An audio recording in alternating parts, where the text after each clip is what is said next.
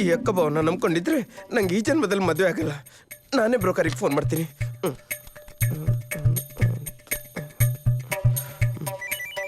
ಇದ್ಯಾವ್ದಪ್ಪ landline number ಬರ್ತೈತೆ? ಒಳ್ಳೆ commission ಸಿಗ್ಲಿದೇವ್ರೆ.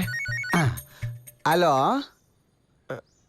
ಹಲೋ, ಬ್ರೋಕರ್ ಬೋರಣ್ಣ ಅವರ ಮಾತಾಡ್ತಿರೋದು? ಹ್ಞೂ ಕಣಪ್ಪ, ಬ್ರೋಕರ್ ಬೋರಣ್ಣನೇ ಮಾತಾಡ್ತಿರೋದು. ಏನಾಗಬೇಕಾಗಿತ್ತು?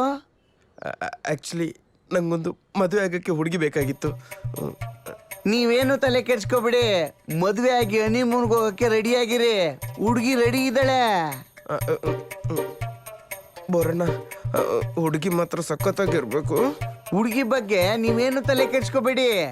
ಅಡುಗೆ ಮಾಡಕ್ಕೆ ಸಾಮಾನ ನೀವು ತರಬೇಕಾಗಿಲ್ಲ, ಅದನ್ನ ಅವಳೇ ತರ್ತಾಳೆ.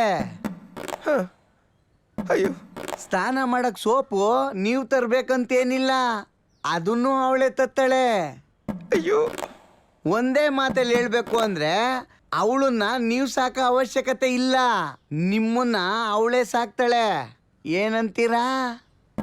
ಅಯ್ಯೋ ಬೋರೇಗೌಡ್ರಿ, ನಂಗೂ ಅಂತ ಹುಡುಗಿನೇ ಬೇಕಾಗಿರೋದು. ಆದಷ್ಟು ಬೇಗ ಮನೆಗೆ ಬಂದು ತೋರಿಸಿ.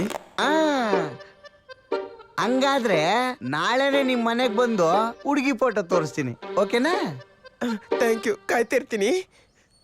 ಅಮ್ಮ, ಬಡ್ಡಿ ಮಗ ಭಗವಂತ ಲೇಟಾಗಿ ಹುಡುಗಿನ ಕೊಟ್ಟರು, ನನ್ನನ್ನೇ ಸಾಕು ಅಂತ ಹುಡುಗಿನ ಕೊಟ್ಬಿಟ್ಟ. You are great. ಹೆಂಗೂ ಒಳ್ಳೆ ಕುರಿ ಸಿಕ್ಕದೆ, ಕೌಚ ಹಾಕಬಿಡ್ಬೇಕು.